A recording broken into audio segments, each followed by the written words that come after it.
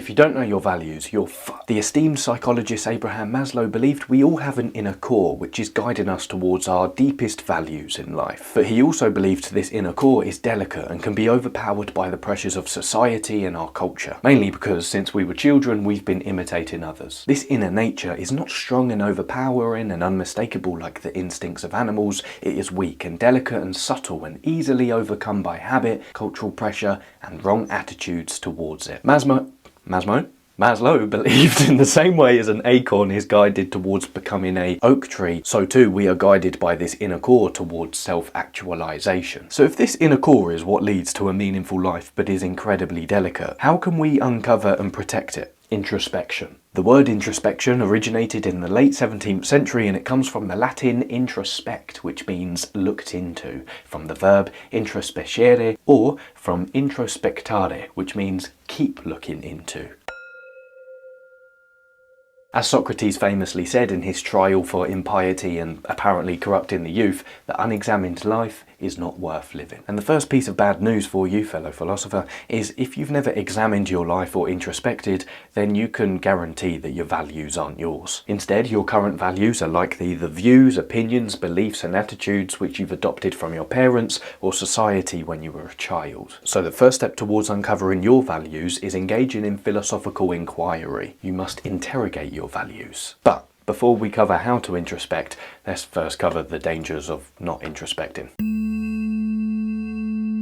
Take a look at this devastating description from Albert Speer, the master architect of the Third Reich and basically Hitler's second-hand man. When he was describing his own moral corruption, he said, "In normal circumstances, people who turn their backs on reality are soon set straight by the mockery and criticism of those around them. In the Third Reich, there were no such correctives. On the contrary, every self-deception was multiplied as in a hall of distorting mirrors, becoming a repeatedly confirmed picture of a fantastical dream world which no longer bore any relationship to the grim outside world.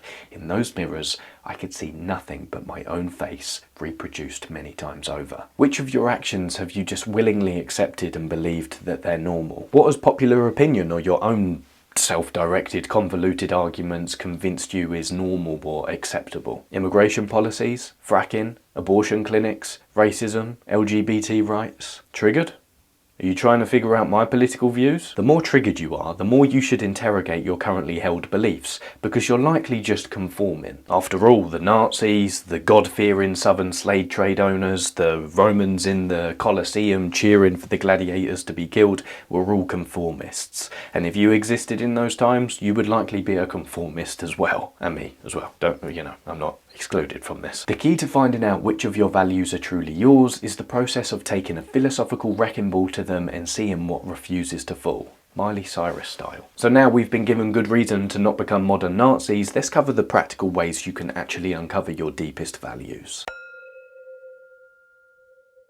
Firstly, create an editable document on Google Docs or Word, or just use a physical piece of paper. Over the next week, rigorously note down the people you admire and why. Write down all the situations you're in, all the people you encounter, and all of their characteristics which spark a sacred, intuitive feeling within you, and those which don't. For example, perhaps you admire Tiger Woods for his discipline and tenacity, but not his promiscuity.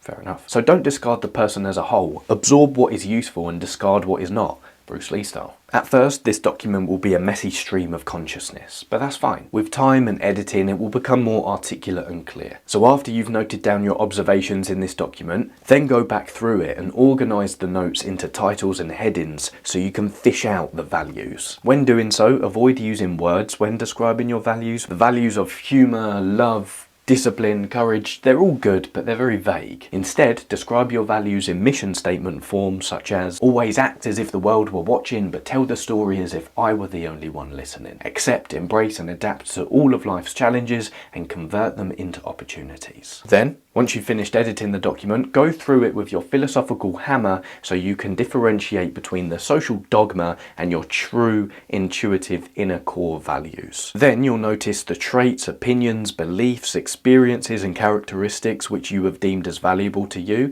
can be unified into a whole, otherwise known as your ideal self. Your ideal self is literally a conglomerate of all of these things in the document. And then you could say your life's mission is to become your ideal self every day. Lastly, Beware the difference between value intuitions and desires. Desires are the screams you can't ignore, but values are the whispers it is often hard to notice. Number 2, the values table. To get an even further bearing on your values, fill out the values table where you can map out the value, your goal, and the day-to-day behaviours which you can engage in to uphold this value. Number 3, to further introspect and understand how aligned your current actions are to the values which you've uncovered, you can complete the values star. Go around the star and rank each value on a scale of 1 to 10 in terms of its importance. Because you do need to rank values, this will help with decision making, because if every value is just as important as every other value, when you're at a crossroads and you have to decide, should I marry this person? Should I go on a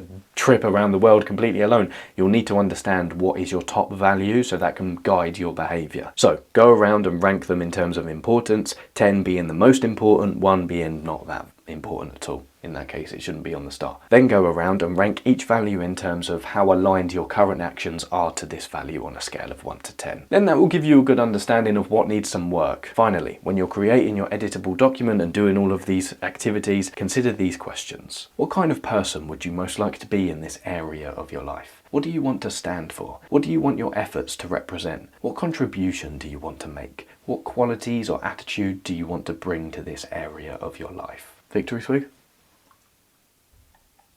Oh, sorry, you're still here.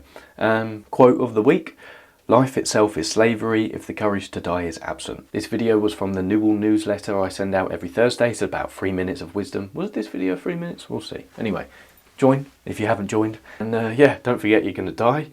And see you in the next one.